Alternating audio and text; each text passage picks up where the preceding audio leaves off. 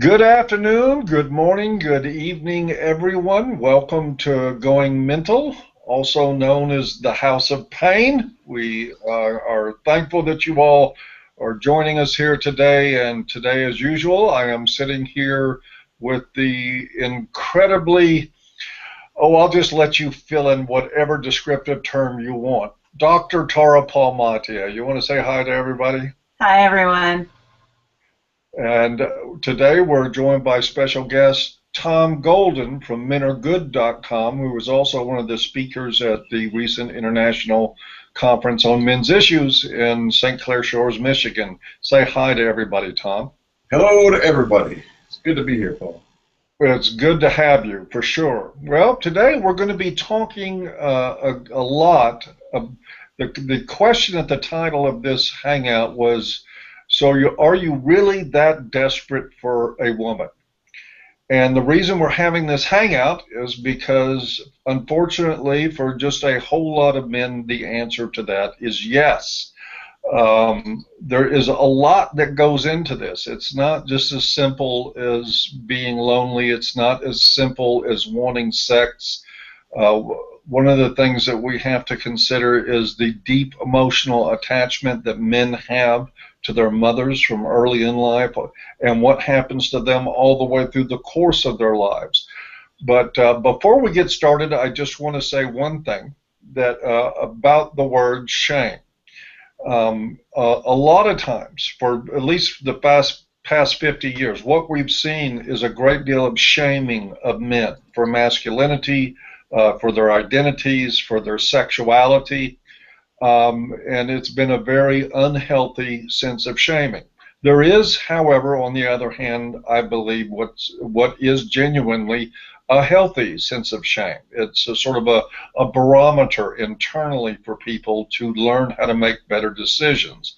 I know if you shame somebody for lying or stealing, or say I would shame Eric Holder for maintaining lies on the Department of Justice website that the number one cause of death for African American women between 15 and 44 is uh, violence, intimate partner violence. Well, shame on you, Eric Holder, and he should be ashamed enough of that to remove it. I'm going to be saying some things in particular today that are not very complimentary toward a lot of men. If you feel shamed by that, we'll just have to, I'll take your hate mail or whatever hateful comments you want to put in, and that's fine. But the idea here is that we need to address this issue honestly from the beginning. So let me start with our guest.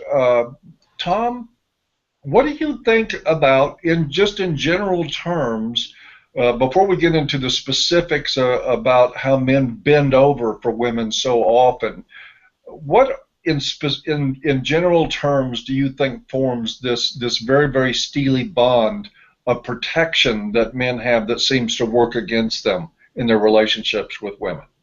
Yeah, there's a lot of things going on. I think there's biological factors and there's social factors. And one of the factors I think people don't think about a lot is what they call the first separation from mother.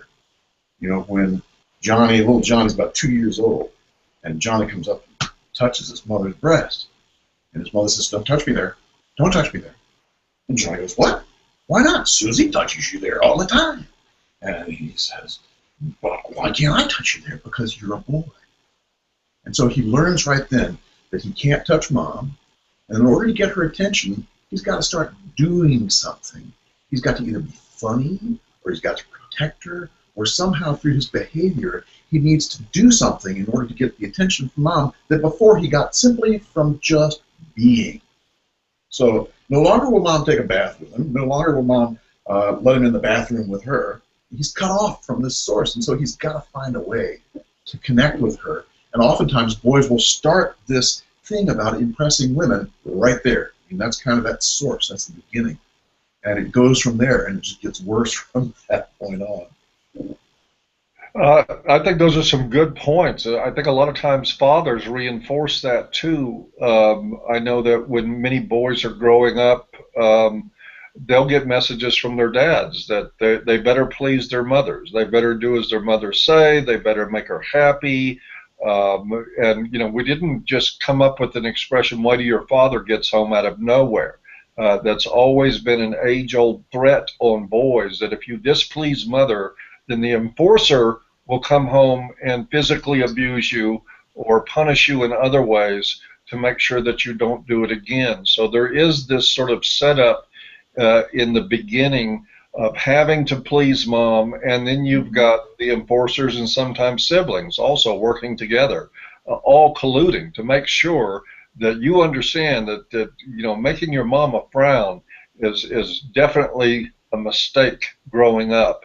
And I think that does form a part of the tendency in men to keep pushing to please women at any cost. What do you think, Dr. T? I think all of those factors, excuse me, sorry. Don't you just love it when the coughs come on cue like that? I like it. Sorry. I think all of those factors are at play.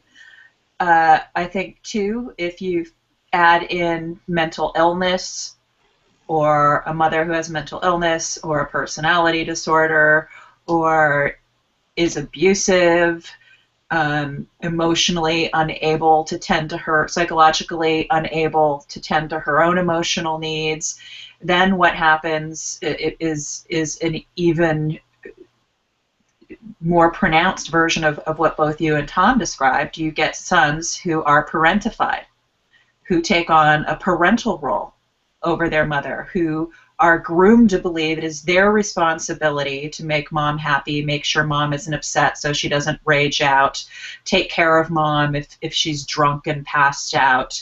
And then oftentimes, because if there are these psychological factors at work, they will be blamed explicitly if mom isn't happy. They will be told that it is their fault, that mom raged out, hit them, didn't attend their little league game, didn't go to their graduation, or whatever happens. So I think in those instances, it becomes amplified. And these men grow up believing, they have these relationship beliefs that it is their job 100% to make sure that their female partner is happy. And, you know, and that's it. They don't have any expectations for, well, what does my female partner need to do for me? And it's very lopsided, I think. And isn't it, I mean, aren't we really, in fact, talking about a form of emotional incest to make a young boy the emotionally responsible for his mother's state of being, her state of happiness, whether or not that she's, I mean, it's almost like he's put in the role of surrogate husband to her on an emotional level. Absolutely. And to something Tom mentioned when we first started about how the 2-year-old little boy is no longer allowed to bathe with his mother or touch her there. Actually, I would prefer that. I know of cases, I've worked on cases where my clients are dealing with current wives or ex-wives who are co-sleeping with their adolescent children, sons included, using them as surrogate partners and human teddy bears. Yuck. Yeah. It happens. Yeah.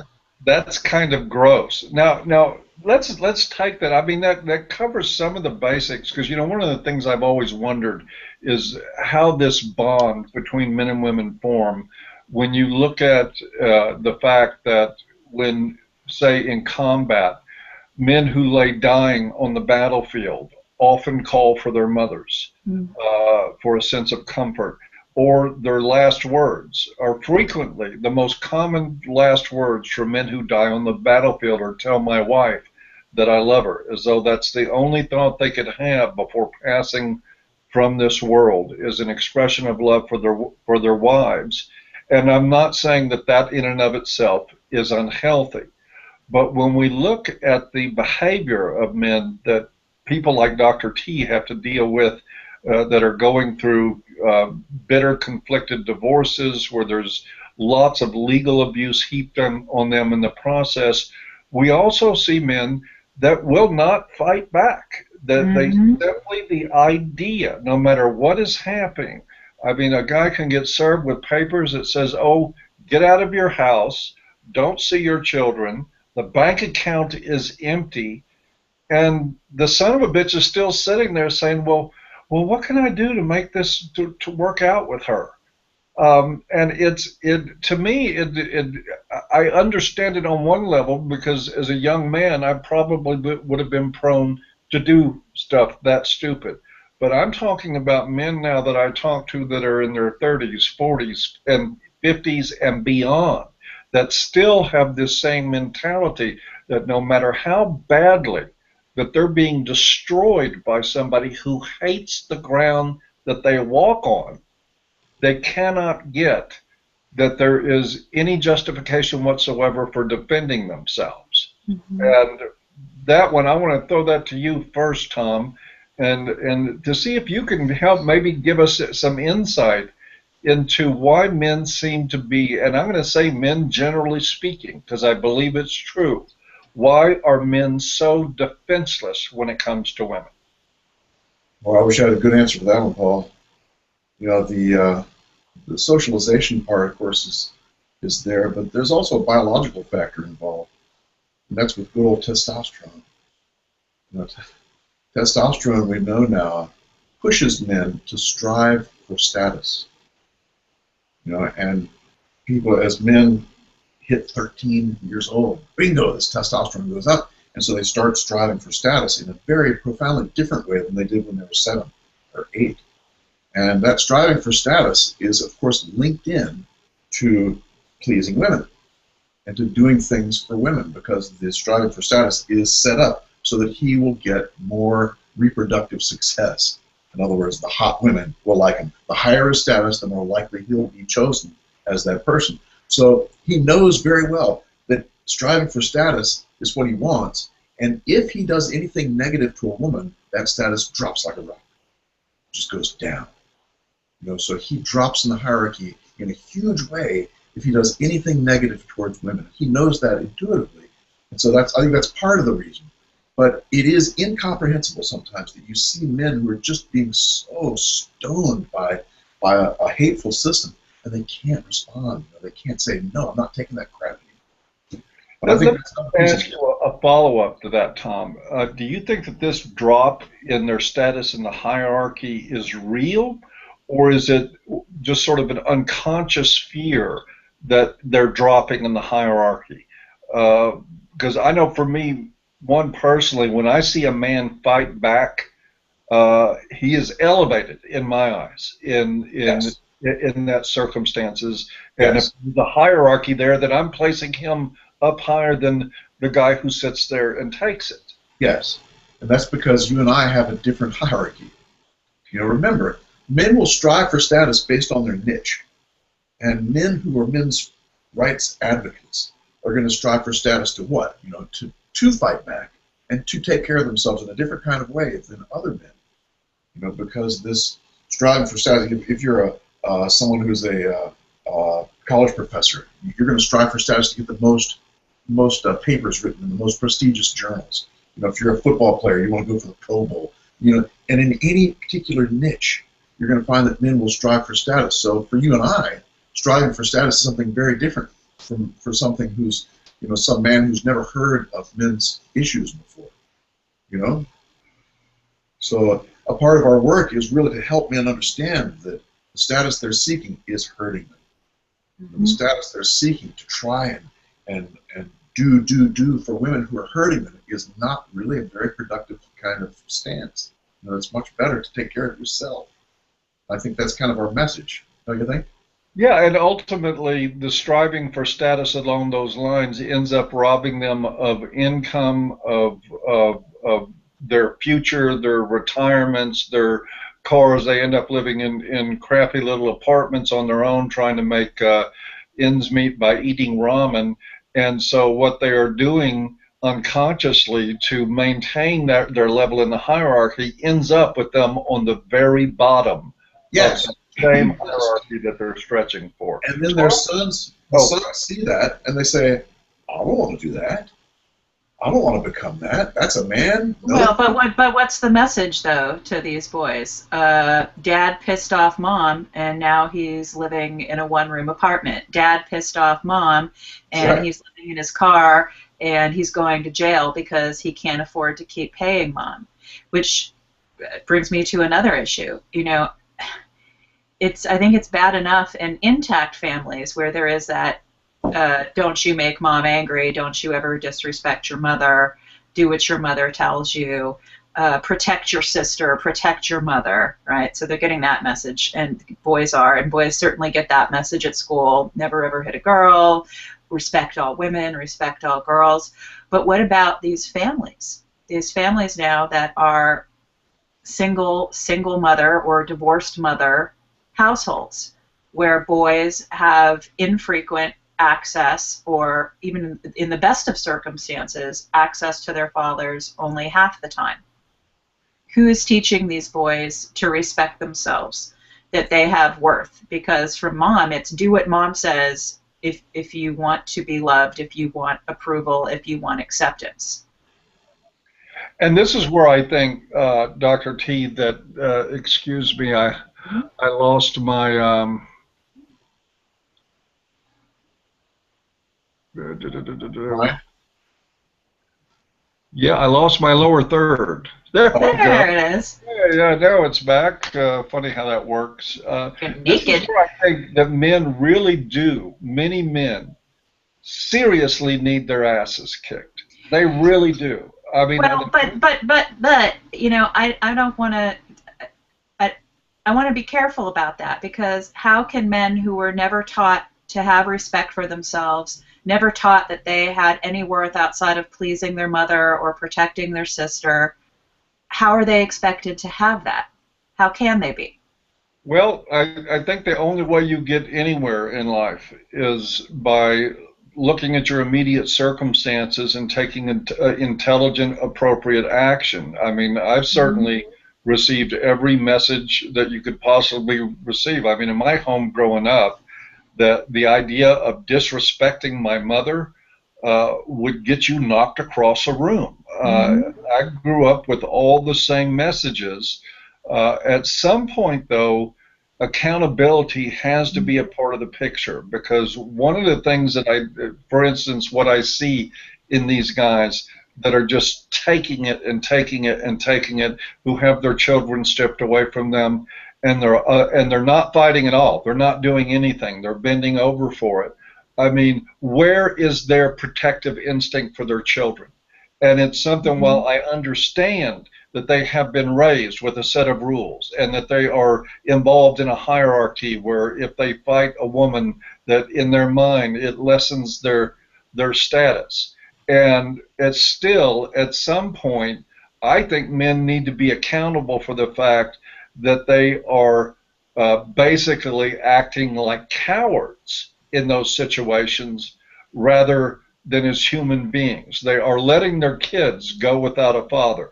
Not saying that they're going to win if they fight, because a lot of times they won't. And I'm not saying that I don't understand the difficulty in making that decision to fight. But I am saying that information is there in front of them. If somebody's taking their kids away, stripping their income and all that, I'm not willing to just accept, well, I was raised to protect women. I think we're confusing the two issues. I'm talking about boys who grow up Oh, having, and yeah, you know what, adult men who are now in the crosshairs, that's sort of a come to Jesus, and I don't mean that in a religious way, moment for them. And then yes, they do that's oftentimes when the scales fall off their eyes and they realize that they've been sold a load of BS their entire lives, and that they have to start taking care of themselves, and that they have worth, and if they want to help their kids, they absolutely have to do that. I'm talking about boys and young men who are growing up in these family environments, that this is all they know. And I they think are learning, though, they're learning not to get married, which is Well, why we have a MGTOW movement, and it's why we have books like Men on Strike being written, because their interest in following in their father's well, footsteps is waning and Well, understanding. I also think it's why, and I don't want to turn this into a PUA conversation, but I think that this is why we've seen the rise of the pickup artist and gay movement, because these boys have grown up without masculine influences, and they're looking for something to give them a sense of respect and worth, even if it's not necessarily coming from a healthy place, so to speak. Agreed, and And I certainly. don't want to piss anyone off by saying that. You've got to do what you've got to do. That's just my opinion. Well, if you tell people what time it is, somebody's going to get pissed off. So what the I don't even worry about that stuff anymore. And I do think it explains the presence of the PUA and gay movements. And I also have to say, and some people will certainly not like this, that if you consider getting laid a form of art in today's world, where women are slinging ass like it's free drugs in a bad neighborhood, man, you got a funny idea of what art is. That doesn't take an artist. It just takes a bath and a little bit of confidence. But we'll move on past that discussion and get into to something else. I think the fundamental problem, and this is why I was having a problem with my lower third, is that I wanted to show something by demonstration, an image, is that we actually have two things going on with men, particularly in the courtship process and in the divorce process. That what we see in men in courtship is a lot of bravado, a lot of showing that they are potentially good protectors and providers, that they're in control and all that stuff. But what are we really seeing from them? That's what we're really seeing. Puppy. That's Oh. right. We're seeing on the inside, the approach to women is just exactly like that. It is really, really sort of shame-based, approval-seeking, and what can I do to get you to pat me on the head and tell me it's all right? And interestingly enough, that image also to me conveys precisely what you're seeing during the process of divorce and breakup for most men. As their lives are being ripped apart, they are sitting there again saying, what do I have to do in order for you to pat me on the head and to start treating me nicely? And telling them that that is not going to be happening for them is one of the most difficult things in the world. They will have their lives ripped apart. They will be torn from their children. Their income will be gone. Their reputations will be destroyed. They will be served with restraining orders. They will have all sorts of just incredible stuff happening going on because maybe, whoever they were married to decided she wanted to fling with the pool boy, and she can turn around and destroy a guy's life with that stuff, and the guy being destroyed will emulate that picture of that puppy. And until men start figuring out that guy, that puppy doesn't win fights, folks. It doesn't. That puppy loses every time. And until we start getting that down and understood between men, I think that men have a long way to go before they're ever going to start negotiating the terrain of relationships with women Yes. with any success. I agree with you, Paul. I would just add on to that I think a part of what that puppy is saying is I'm identified with being disposable. I am disposable, so of course I shouldn't fight back. My wife is not disposable. She is something worth protecting. And this whole thing sort of weaves its way in this battle. And he becomes the puppy because he feels like he's disposable. His side doesn't really count as much as hers. And that's a sad thing, really, when you think about it. It's really sad. I get emails all the time, and this is again an example of what I'm talking about. And I've tried experiments, responding to emails in different ways. Because in particular, by the time somebody's life is circling the drain, by the time all the restraining orders have been issued, they've been removed from the home, there is black marks, the judge doesn't like them, is out to get them. By the time to that they're at that point, there is no help. I mean, I'm not trying to be pessimistic, but at that point, there's probably, you're just going to have to get used to being poor and to surviving the consequences of whatever happens to you. But I've written back a lot of these guys and said, what have you done to fight? And I haven't had a single one answer me back yet. Not one. Huh. And I just find that fascinating. Tori, this is your area. I mean, you work with guys in the middle of this stuff all the time. I'm going to guess that that's probably one of the biggest challenges for you clinically, is to help somebody get to the point that they're going to quit being a victim and start taking an active role in defending themselves. It is, and there are multiple things going on. You know, they're oftentimes in the middle of a grief process, right? So they're dealing with the denial, the depression. I try to get them tapped into the anger. Usually that makes it easier for them to start protecting themselves and fighting back. Of course, you know, sometimes the guys are just so emotionally battered after years of being in a horrible relationship.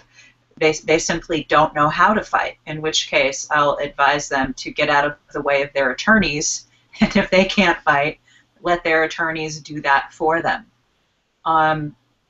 But it certainly can be difficult, and you know, part of it is, you know, and I work with guys about this as we're going through it, and particularly after the divorce, especially for the ones who do eventually want to recouple, is that they need to have worth in themselves just by virtue that they are a human being, they are a person who has fundamental worth, and to not be dependent on receiving a sense of worth or validation or acceptance from anyone. Because if you're dependent on feeling good about the approval of someone else in order to feel good about yourself, then you are going to be vulnerable. You're going to be vulnerable to getting yourself in another shitty relationship with somebody who will exploit and mistreat you. Tom, are we fighting human nature here? Is that what we're talking about? Is that we are absolutely talking about trying to get men to go against their nature in order to survive these situations? I think in some ways there's some truth in that, Paul. You know, the feminism, in some ways, has gone with the flow of human nature. You know, they've been able to accomplish great things because they are fighting a downhill battle. You know, they're fighting a battle that's just downhill. I mean, everything that they ask, oh, we're tied to the tracks, you know, blah, blah, blah. And so the legislators kind of like, oh, we'll give you this, we'll give you that, blah, blah, blah. But men don't have that same thing. I mean, men are disposable. They're not supposed to come in and ask for help. If they do, they're seen as dependent. If they're seen as dependent, they're seen as not real men. Mm-hmm. So this is the battle we're fighting. You know, it's exactly right, Paul. I mean, we're fighting human nature because men, by default, have this thing Tara was talking about. You know, this sense of not feeling as worthy as their female partners. And you know, I think that's a part of our work, is to help men see their worth. You know, that seems to be a difficult thing. Now, I agree. Feminism is probably historically the grandest example of successful damseling that has ever occurred in human history. Well, that's exactly what it is. It is collectively just a woman up on a chair shrieking at a mouse, saying, please come remove this terrible threat from me. And or a bug on her sleeve, like Monica has. Or a bug on her sleeve, because those are really scary. Yeah, really.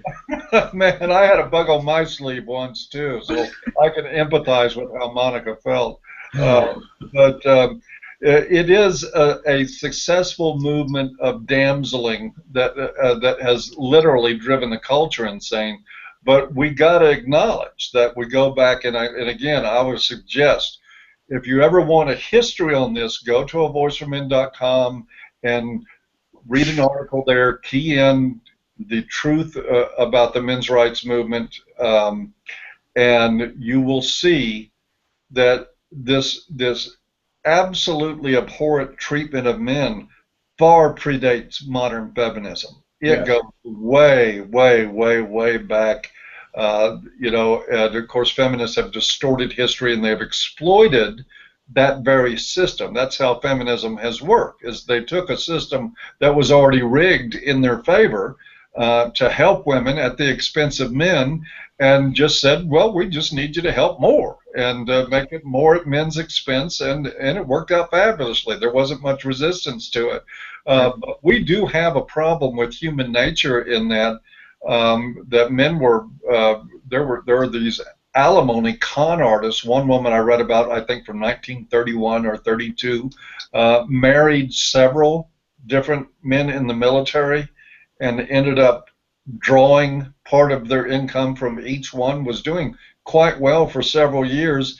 And despite the fact that these guys were appealing to the military and ended up getting to know each other, it took years to get it corrected, because even though the military knew about it, they didn't want to know about it. It is a cultural problem, a human problem, but we've overcome human problems before. My response to a lot of that is that it's human instinct that if I'm starving and you have a cheeseburger, it's my instinct to take a rock and knock you on the head and take your cheeseburger away.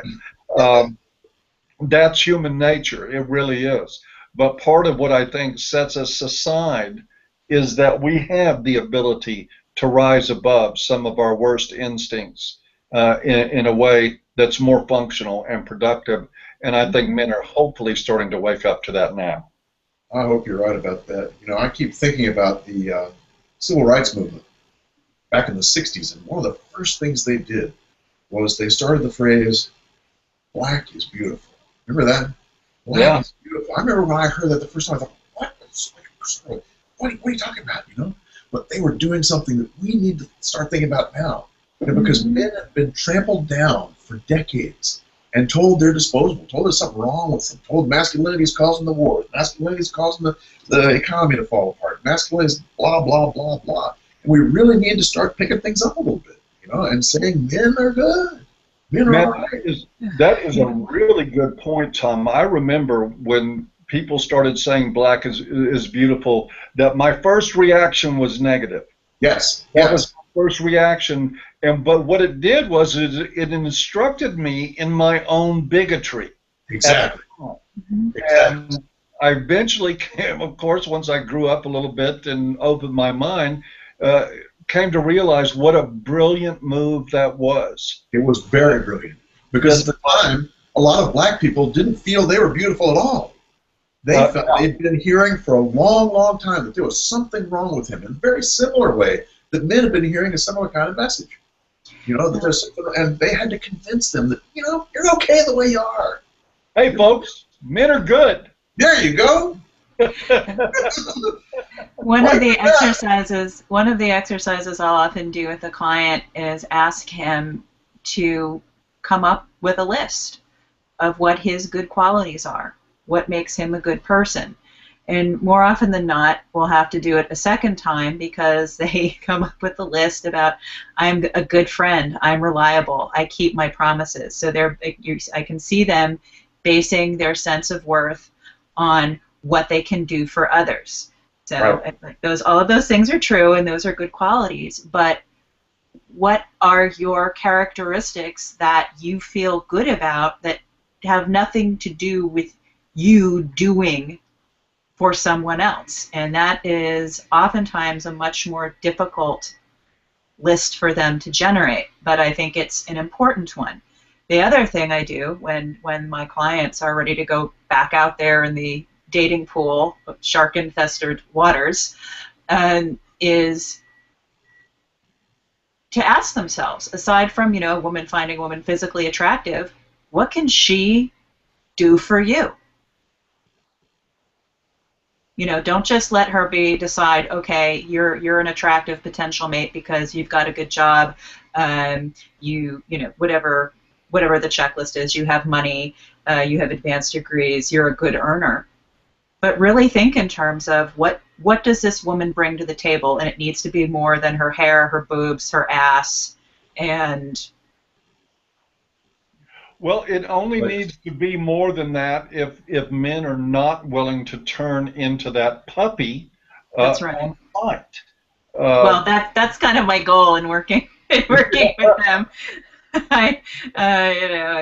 You want to get them out of the puppy stage. So, and that's something else that's also difficult. Well, she needs to be loyal. She needs to have goals, and not just I want to get married so I don't have to work anymore. Well, that sounds like a reasonable goal. If you're Yes, lazy it all and depends. Yeah. uh, But it is difficult for a lot of the men I work with to think in terms of, okay, so what qualities do I want to have in a woman other than I find her attractive and she's nice to me? yes, fair enough. a lot of times I find working with men and women in couples is that they don't fight very well, and a lot of times the men are not able to stand up and say bullshit. You know, that's not the way it was at all. That's not the way Well, I they do, but don't forget using logic and holding women accountable is, I think, considered intimate partner violence now. So, Yeah, Well, I'm sure that's that probably right. reminds me of a story that I will share with you. I went for a brief stint to couples counseling while I was suffering the M word. This is many years ago. And the therapist, again, and this is the predicament that a lot of men are in, the therapist was of the school of thought that one of her therapeutic exercise was for my wife to be able to sit there and tell me everything that I did that she absolutely hated, and it was my job to sit there and say that makes sense to me. And it did not make sense to me. I mean, some of it did. I mean, I'm not a perfect person. She had some complaints that were valid. Some of it was outright crazy bullshit. And when we got to that part, I turned to the therapist and I said, I'm not going to do this. You're basically asking me to lie to her by telling her that this stuff she's saying now makes sense. And the therapist tried to shame me by saying that I was not being flexible. And if I were being bend flexible, over a little further, Paul. Then you're not bending over quite deep enough. so I had my final words. I said, okay, well, fuck you. That And sounds reasonable.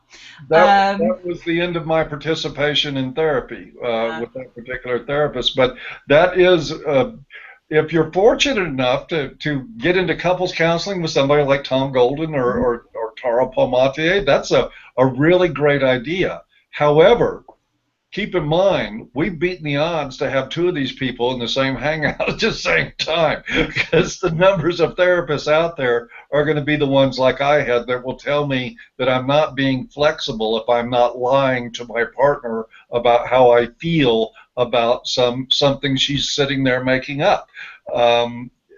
Boy, it's a rough way to go, but I think it leads, at least I know that when we get to the end here, I know what I have to say for my final thoughts on this. Yeah, I've seen that over and over again, you know, with men in therapy like that, just not really being able to take their side of things. It's tough, you know, it's a tough thing. There's a comment by Paul Pritchard. And I'll put it up. Yeah, it's 13:38 minute mark. 14:38. 13:38 or 14:38. It's 60 in mine. Okay. What are the first couple of words? I'm sure that will go over well on a date. Okay, I got it up now, or I should have it up now, and it's not coming up. He does say, I'm sure that will go over well on a date. What can you do for me as she throws her drink in your face? Well, that's when I would get up and leave her with the bill, Really? Paul. Yes. And Yeah. by the way, that you can cross her off the list Really? right there. Honestly, I hope you got the spine to cross somebody off the list, because, I mean, I can't interpret the writer of that comment. I can't interpret what their real meaning is behind that, because it could be just a sarcastic remark. But I've had a lot of men ask me honestly, I mean, and I've had lots of men tell me over the years that for what I do, well, you'll never get laid doing that. And guess what? Yes, I do. And two, I wouldn't give a damn if I didn't. And as long as you're willing to base your self-respect on whether or not you're getting laid, then, basically, I'm sorry, but fuck you too. You don't have self-respect. Or, and why would you want to sleep with someone who's such an asshole? Such an obvious asshole. Yeah, well, I guess if your mind is one track and all you care about is getting laid, then you're either one, you're 22, or you're really, really stupid. Right. But anyway, let me go ahead, and we're pushing the toward closing time. Tom, do you have any closing thoughts for men about the holding on or even finding their self-respect when it comes to being in situations where they're in conflict with women that are honestly trying to hurt them? I think what we've said today is helpful for men, and find a confederate, find a man who understands, find a man who values himself, and use him as a confederate. Use him as a backup, someone to kind of back you up and run things by. And sometimes when we hear it from someone else, it's a lot easier than if we, try and do it ourselves. And men, oftentimes, are isolated. We're on our own, and we need to be shoulder to shoulder with other men. And because this is a tough time. It's a tough time. We need to find ways to connect with other men who can help us. Tara? Well, I would say the road to self-respect starts with having healthy boundaries. It starts with saying no. It starts with not tolerating anyone mistreating you, taking advantage of you, exploiting you. And sometimes the road to self-respect can be lonely, because the people, if you have collected a lot of people in your life who are used to you being a doormat and being subservient to them, they will no longer want to be in your life or be your friend or your spouse if you start to really demonstrate that you have respect for yourself and you're not going to tolerate that kind of treatment anymore. But to that, I would say that's not a huge loss. And sometimes you have to, I think it's imperative. You've got to yank the weeds out of your garden if you want to have healthy new growth. So even though it hurts in the short term, I think ultimately it's better in the long term. And when you have respect for yourself, when you will no longer tolerate being treated like garbage, being exploited, being abused, you will attract a better quality woman. You will attract better quality friends. And that is ultimately what you want. Let us hope. I want to reiterate something Tom said. The importance for men, and I think the difficulty, one of the reasons that we see such a high suicide rate in men during breakup and divorce as opposed to the normally high suicide rate is because of isolation. Yes. Keep in mind that while it's only quote-unquote online, you never know who you're going to run into at places like avoiceformen.com or shrinkformen.com.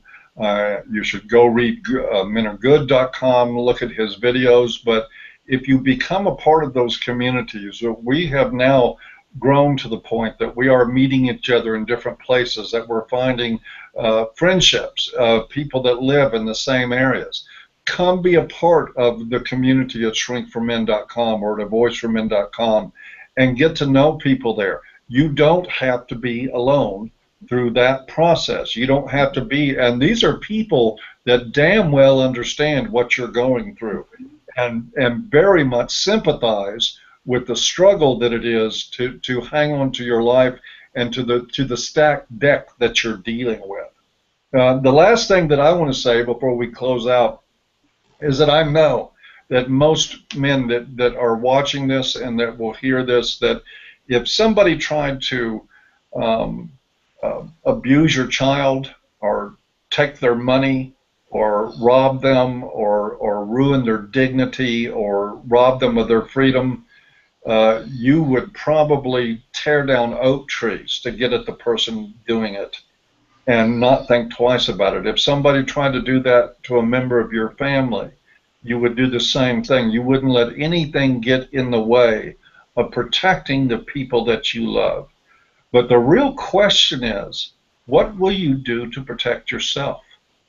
What will you do to fight for you when you're the target, when they're coming after you?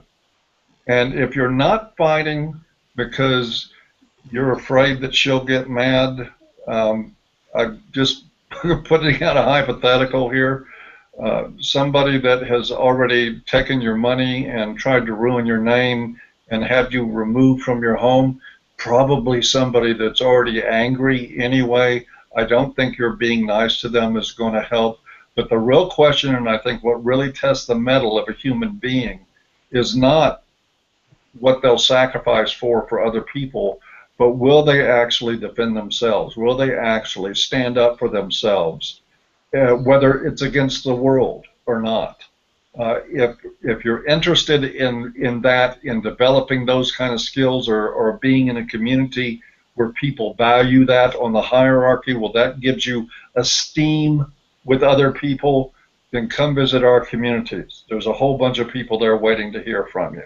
And with that, I want to thank Tom Golden for coming on to be a special guest again, and with his expertise and splendid knowledge about men and boys. And as always, Dr. T, and thank you all for stopping in to listening. And we will see you next time. Bye-bye.